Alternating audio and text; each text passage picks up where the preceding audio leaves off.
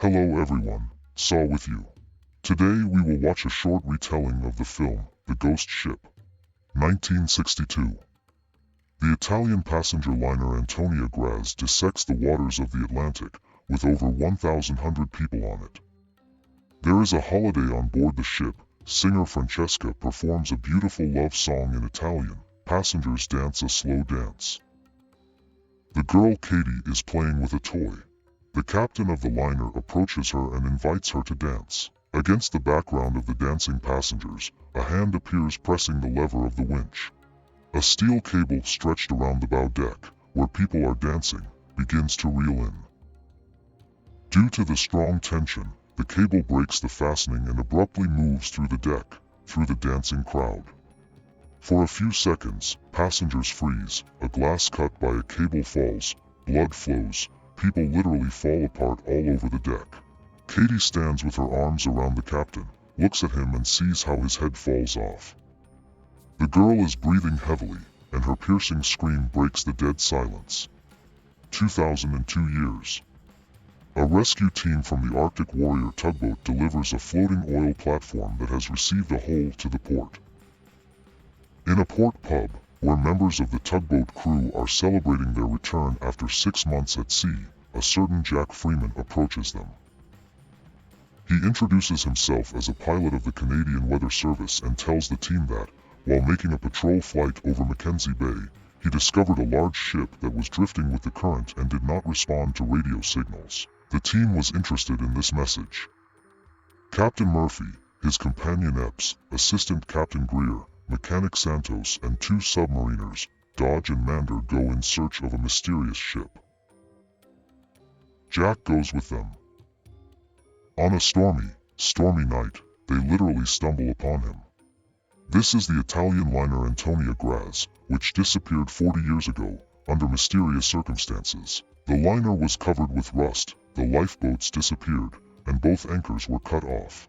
Members of the team of the Arctic Warrior climb aboard and examine all the decks to understand what happened to the ship. Their radio communication stops working. They hear strange voices, laughter, and music. Suddenly, the floor falls under Mander's feet, but Epps managed to grab his arm. While Mander is being dragged up, Epps notices through the gap a girl standing on the lower deck and looking at her. The next moment she disappears and Abs thinks that she just imagined it. It was the same Katie. Continuing the research of the liner, Murphy and his team are convinced that the liner has already been visited before them, and more than once. This is evidenced by the found electronic watches, as well as a pile of corpses from a month ago, discovered by Epps and Jack in the laundry. The next find turns out to be even more incredible. Several boxes of gold bars. Murphy orders the gold to be loaded onto a tugboat to take it with him. However, before loading began, in the cabin of their tugboat on a gas cylinder, a valve opens by itself. At this moment, Epps again sees Katie running across the deck and yelling at them not to start the engine. However, it is too late. A terrible explosion is heard, as a result of which the tugboat sinks and Santos dies. Now the crew cannot leave the ghost ship, and they have only one way to escape: to plug holes in the bottom of the liner so that it can stay afloat, pump water out of it and try to repair the engine. On Antony Graz, horrors continue to happen. The pool is filled with water mixed with blood, in which bodies float. Canned food from the galley turns into a mass of larvae. A ghostly singer lures a tipsy Greer into a trap and he falls on the sharp ends of a steel cable that pierce through his body. Epps, interested in Katie, finds her name on the passenger list, goes to her cabin and there discovers the dead body of a girl with a noose around her neck and her ghost. It reveals to Epps the truth. Antonia Graz trapped ghost ship. Everyone who is on it has been dead for a long time, but their souls cannot leave the liner until a certain number gathers. Then Katie suddenly disappears with a scream, and Epps hurries to immediately find the rest of the team to warn them of the danger. Murphy at this time in the captain's cabin drinks and talks with the ghost of Captain Antonia himself. From him, he learns that 2 days before the disaster, a cargo of gold from the sunken Lorelei ship was lifted onto his ship. Murphy asks if anyone has escaped from Lorelei. Captain Antonia nods affirmatively and gives Murphy a photo card, seeing which, he changes his face. After leaving the captain's cabin, Murphy encounters the ghost of the deceased Santos, and he attacks him. At this time, Epps appears, but Murphy sees Santos instead of her and tries to kill her, but Jack stuns him in time. Dodge, Jack and Mander put Murphy in an empty aquarium and, together with Epps, discuss further actions. She instructs them to pump water out of the engine room, and she goes to look for Greer, but finds him already dead. At this moment, Katie reappears and, taking Abs by the hand, allows her to see everything that happened on Anthony Gratz on that fateful evening of 1962. It turns out that part of the crew of the liner, led by the senior assistant, decided to take all the gold for themselves. To get rid of the witnesses, the rioters kill all the passengers and the rest of the crew. Some of them were poisoned with rat poison during dinner, the rest were cut by a cable on the bow of the ship, shot in front of the pool and stabbed in their own cabins.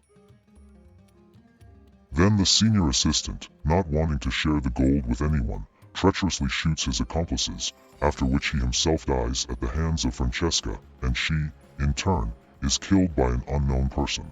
After killing Francesca, he turns to face Caps, and she recognizes him, this, Jack Faramon. Suddenly Epps realizes that they have all fallen into a cleverly planned trap. She hurriedly returns to Murphy, but discovers that he is also dead, and the aquarium is filled with water. From Murphy's hand, the photo card that the captain gave him slips out, and Jack Faramon is also on it. Then, while pumping water out of the engine room, they die one after another, Mander and Dodge. Epps is left alone on the ship with Jack. He confesses to her that he is a devil from the underworld, and his task is to collect the marked souls until a certain norm is met. But if the ship sinks, then its leaders will be unhappy. He offers EP a deal her life in exchange for the ship, but Epps refuses, and despite Jack's fierce resistance, she manages to set off an explosive device that blows Faramon apart. The liner begins to sink to the bottom, but Katie shows Epps the way out of the sinking ship. Epps floats to the surface, and sees how the liberated souls of the victims of the ghost ship break out of the depths and rush upward. Among them is the soul of Katie.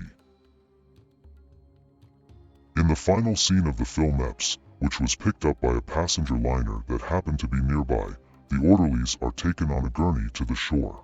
Glancing at the liner, she sees several people dressed in the uniform of stewards carrying the already familiar boxes of gold onto the ship by the ladder. The two in the rear are very similar to her dead comrades, and they are followed unharmed. Jack Faramon. Their eyes meet, and Epps screams in horror. The ambulance doors slam shut. That's how this movie ends. Thanks for watching. If you liked the retelling, put likes and subscribe. Soon there will be a lot of videos on the channel. See you later.